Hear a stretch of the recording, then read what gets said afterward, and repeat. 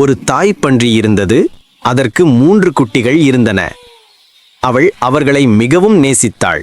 ஆனால் அவர்களும் வளர வேண்டும் என்று விரும்பினாள். எனவே அவள் அவர்களை விட்டு விலகி தங்கள் வீடுகளை கட்டும்படி சொன்னாள். முதல் குட்டி பன்றிக்கு சோம்பேறித்தனமாக இருந்தது. அதற்கு விரைவில் ஒரு வீடு தேவைப்பட்டது. எனவே அது ஒரு வைக்கோல் வீட்டை விரைவாக கட்டியது. இரண்டாவது குட்டி பன்றி மரத்தாலான ஒரு வீட்டை கட்ட முடிவு செய்தது. கடின உழைப்புடன் வீட்டை கட்டியது. மூன்றாவது குட்டி பன்றி ஒரு செங்கல் வீட்டை கட்ட முடிவு செய்தது. இந்த வீட்டில் செங்கற்களால் செய்யப்பட்ட ஒரு நிருப்பிடம் மற்றும் ஒரு சுவர் கட்டப்பட்டது. இந்த பணியை முடிக்க பல நாட்கள் ஆனது. ஒரு நாள் ஒரு பெரிய ஓநாய் வந்தது.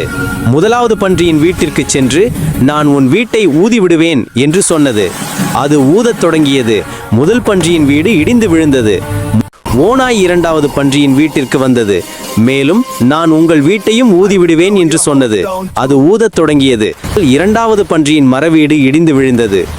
ஓநாய் மூன்றாவது பன்றியின் வீட்டிற்கு வந்தது. மேலும் நான் உங்கள் வீட்டையும் ஊதிவிடுவேன் என்று சொன்னது.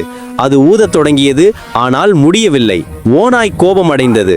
நான் நெருப்பிடம் வழியாக கீழே வருவேன் என்று சொன்னது. அது நெருப்பிடம் வழியாக கீழே வந்தது. ஆனால் நெருப்பிடம் ஒரு சூடான நெருப்புடன் ஒரு கொதிகலனில் விழுந்தது. ஓநாய் கூச்சலிட்டு ஓடிவிட்டது. மூத்த பன்றி தனது சகோதரர்களை கடின உழைப்பின் முக்கியத்துவத்தை உணரும்படி செய்தது. ஆபத்து நீங்கியவுடன் 3 பன்றிகளும் மகிழ்ச்சியாக இருந்தன. அவர்கள் மூவரும் இணைந்து முதல் 2 பன்றிகளுக்கு செங்கற்களால் புதிய வீடுகளை கட்டத் தொடங்கினர்.